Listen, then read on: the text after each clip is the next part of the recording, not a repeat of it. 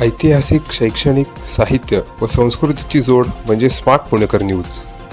किल्लारी भूकंपाला 30 वर्षे होतात. जी. लहानगी असणारे ही मुलं आता मोठे झाले, अगदी गगनाला उंची झाली. हे तुमच्या क्षेत्र छायेखाली झाली. ही संकल्पना कशी सुचली आणि आज काय भावना आहेत? असं आहे की जेव्हा 30 वर्षापूर्वी लातूरमध्ये भूकंप झाला तेव्हा महाराष्ट्राने हा भूकंप पहिल्यांदा पाहिला. त्याच्यापूर्वी इतका मोठा भूकंप महाराष्ट्रात अशी आपत्ती आलेली नव्हती.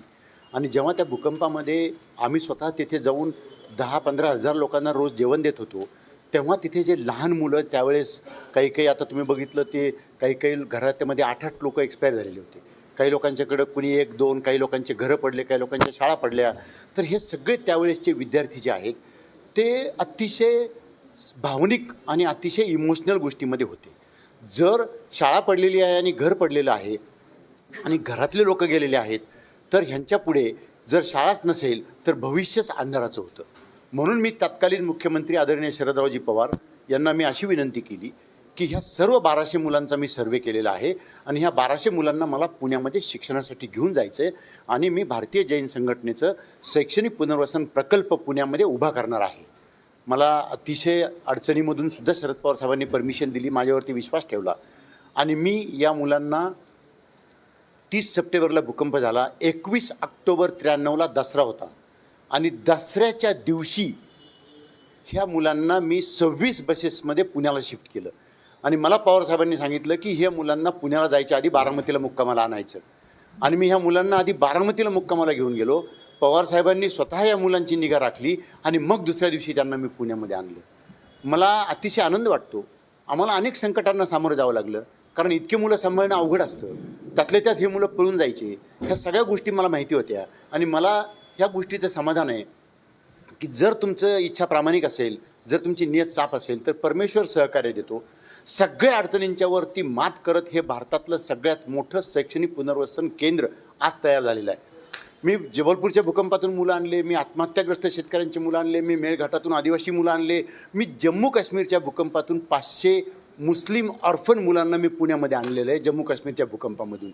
म्हणजे मी अशा प्रकारचं हे केंद्र तयार केलेलं आहे की भगवान परमेश्वराकडे मी विनंती करतो की कुठलाही भूकंप येऊ नये किंवा नैसर्गिक आपत्ती आमच्यावर येऊ नये, परंतु एक डिझास्टर मॅनेजमेंटचा विद्यार्थी म्हणून कुठलीही नैसर्गिक आपत्ती ह्या देशावरती आली तर ही संघटना तयार आहे.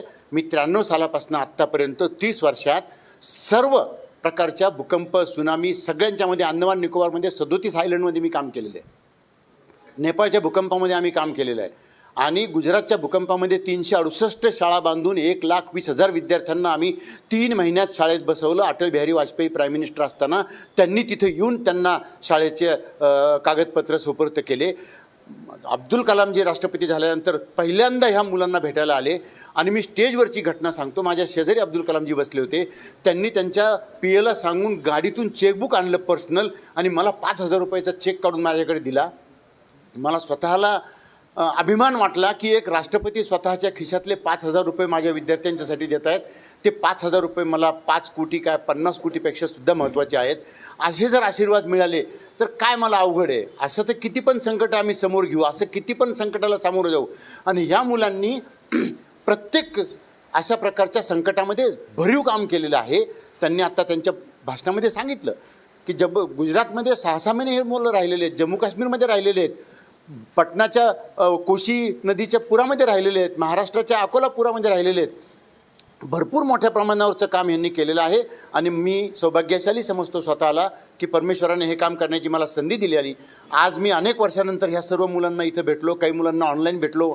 मला अभिमान वाटतो की लोक दिल्ली, लोक सिंगापूर, लोक इंटरनॅशनल प्राइसेस मिळवत आहेत आणि कुठं प्रगती करत आहेत. आणि नुसती वरच्या लेवलला प्रगती करतात अशी नाही, तर तुम्ही सगळ्या लोकांनी बघितलं की ह्यांच्यामध्ये संवेदना किती आहेत. हा फक्त शिक्षणाचा मुद्दा नाही, हा एक पिढी घडविण्याचा मुद्दा आहे आणि ही पिढी अशा पद्धतीने घडलेली आहे की ह्यांना कुठलंही दुःख किंवा कुठल्याही प्रकारचं झालेलं संकट हे लोक सहन करणार नाहीत. आणि ही जी तयार केलेली सगळ्यात मोठी फळी आहे ती आमची मोठी पुंजी असं मी मानतो. 5,500 मुलं आत्तापर्यंत ह्या शैक्षणिक पुनर्वसन प्रकल्पामध्ये वेगळ्या कॅटेगरीचे आम्ही हँडल केलेले आहेत आणि इतके जीवन एक चांगल्या प्रकारचं करण्यासाठी आम्हाला संधी मिळाली आहे. मला अतिशय त्या संदर्भातला आनंद आहे. Thank you very much. 1993ला किल्लारी परिसरात ज्यावेळेस भूकंप झाला त्यावेळेस मी 15 वर्षाचा होतो आणि मॅट्रिकची परीक्षा पास होऊन गावाच्या जवळच माखणी म्हणून बाजारपेठेचं गाव होतं, त्या ठिकाणी मी प्रवेश घेतला होता.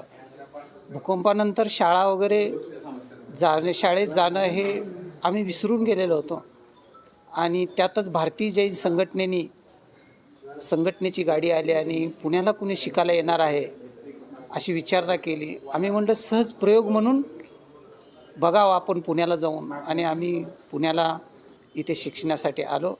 त्यावेळेस मी 11व्या वर्गात होतो आणि त्यानंतर मी भारतीय जैन संघटनेमध्ये ग्रॅज्युएशन पूर्ण केलं. पुणे विद्यापीठाच्या इतिहास विभागातून मी MA ची पदवी प्राप्त केली. त्यानंतर सेट नेटची परीक्षा पास झालं आणि मुंबईच्या एल्फिस्टन महाविद्यालयामध्ये मी 4 वर्ष सेवा केली आणि आता पुणे विद्यापीठाच्या इतिहास विभागात प्राध्यापक म्हणून गेले 12 वर्षे मी कार्यरत आहे. भारतीय जैन संघटनेने आम्हाला केवळ शिक्षणच दिले नाही, तर एक सामाजिक सेवेचा वसा दिला, संस्कार दिला. ही संघटनाच आपत्तीतून निर्माण झालेली होती. त्यामुळे माझ्यासारख्यांच्या आयुष्यात ज्या काही आपत्ती येतात त्यावेळेस NSSच्या माध्यमातून मी मदत करण्याचा प्रयत्न करतो. पुणे विद्यापीठात ज्यावेळेस मी रुजू झालो त्यावेळेस 300 विद्यार्थ्याचं राष्ट्रीय सेवा योजनेचं युनिट स्थापन केलं आणि त्या माध्यमातून ग्रामविकासाचं काम करण्याचा प्रयत्न केला. त्यानंतर पुणे विद्यापीठाच्या राष्ट्रीय सेवा योजनेचा संचालक म्हणूनही काम केलेलं आहे. आज वसतिगृहात पुणे विद्यापीठाच्या परिसरात भोजनगृह असेल किंवा इतर ग्रामीण भागाच्या विद्यार्थ्याच्या समस्या असेल त्या सोडवण्यासाठी मी अग्रभागाने पुढे येतो.